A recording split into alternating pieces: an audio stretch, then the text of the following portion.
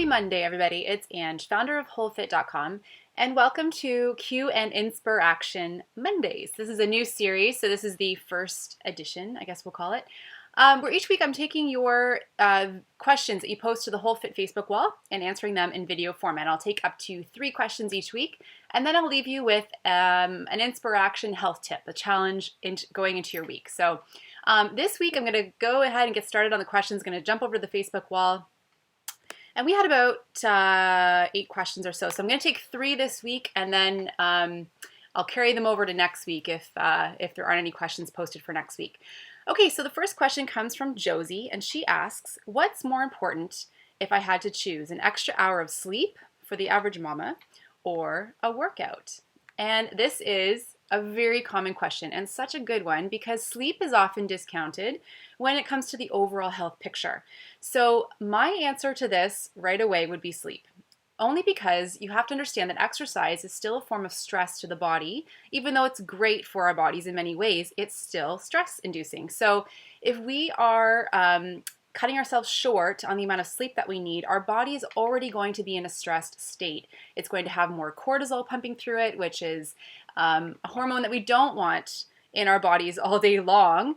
And exercise induces a cortisol release afterwards. So we don't want to have this double hit happening. So my advice to the mamas is try to get into a system where you're going to bed earlier at night so you can get up earlier and try to get a combination of between 7 and 8 hours of sleep. And then go into that workout.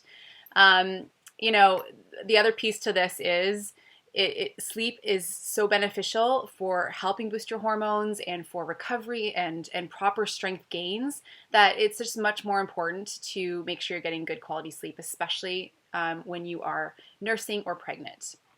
Okay, thank you, Josie. Question number 2 comes from Becky, and she asks, what is the best type of protein powder for a breastfeeding mother? So lots of mom questions today, which I love. So first of all, I'd rather steer any breastfeeding mother towards food-based protein sources as opposed to supplements. It is very hard to control what's going in these supplements sometimes unless you're doing your homework. I will start off by saying 2 brands that I really like and recommend often. If you are a vegetarian or vegan and looking for a non-dairy form of protein, or sorry, non-animal-based protein, try Sun Warrior, the Warrior Blend. It's a sprouted, it's a combination of cranberry, pea, and rice protein. Very digestible, I find, and good for most people. If you're going to go the whey protein route, hunt down a good grass-fed whey protein powder. And I will put links below this to 2 brands that I really like there. But you know, protein sources from food are always going to trump supplements. So I would focus on, you know, good, local, happy, cage-free eggs, grass-fed meats, organic chicken, and you can find these readily available in most stores now. Go to your farmers markets, talk to the farmers, get to know them and their practices, and find out where your good local meat farmers are. In terms of vegetarian sources, legumes, lentils, tempeh, organic tofu in small amounts, all good sources. Nuts and seeds, you know, always forward thinking. So try to get those protein sources from food before you go for a protein powder. And our last question comes from Laura. She asks, advice on how to remember who we were before the world told us who we should be. Oh, Laura. This is a good one. So, and this kind of segues into my InspirAction tip for you guys this week. I always like to say, try to make money doing something that you do when you're given a free hour every day. So what is that one thing that you default towards?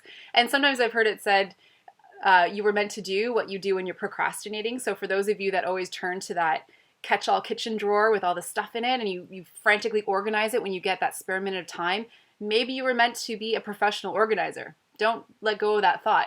But you know, I feel like we need to be carving more space into our calendars now more than ever, and we need to be conscious about it.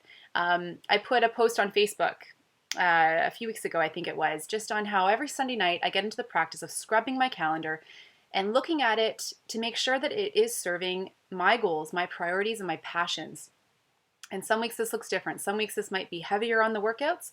Some weeks I'm carving in a lot more family time, spending more time with my kids, seeing some friends I haven't seen in a while, people that uplift me and inspire me. Take back your calendars and start to create in little ways a life that you love.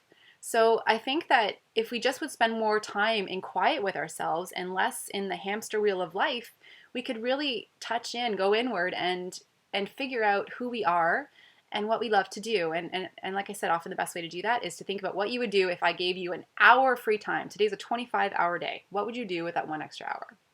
Chances are there's something in there that you could start to look at, focus on, and try to grow into some kind of business for yourself, some way you make money, so that work and life are never two separate buckets. I wanted to leave you with a challenge this week, so I posted onto Facebook. One of my favorite motivational gurus, Brian Tracy, has a book called Eat That Frog. And he's become famous for saying, basically, when you get up in the morning, eat a frog for breakfast. Because if you don't eat that frog, it's going to sit on your plate, staring at you all day long, nipping at you and poking you and really demotivating you from having action in your day. So the idea is, hit that thing that is hardest to do first thing in the morning. This doesn't mean you wake up and you go right to your inbox and start replying back to people that have been sitting there for a while. It means when you have your focused time that, for some of you, it means you go into a job at 9 o'clock and you typically put off that task until 3 o'clock and then it never gets done. Hit it first thing in the day because it's going to give you motivation to get through the rest of your day. Same thing goes for your workouts. We know this. If you are struggling in the workout department, schedule a date with you in the gym every morning at the same time, or get outdoors at the same time every morning. Get it done. Most people, when they plan to work out at 5, 6, or 7 o'clock after work, it doesn't happen. So I want your challenge this week. What is your frog? Give it a name, plug it into your calendar. Maybe you're going to call your frog Lucy. Plug a 9:30 a.m. date with Lucy every day this week, and when you get up in the morning, identify what is that one daunting task you have to do today, and hit it when Lucy calls. All right, so that's your challenge. Post to the Facebook wall. Let me know what your frog was this week and how you felt after you hit it. I'll see you next week. Bring on the questions.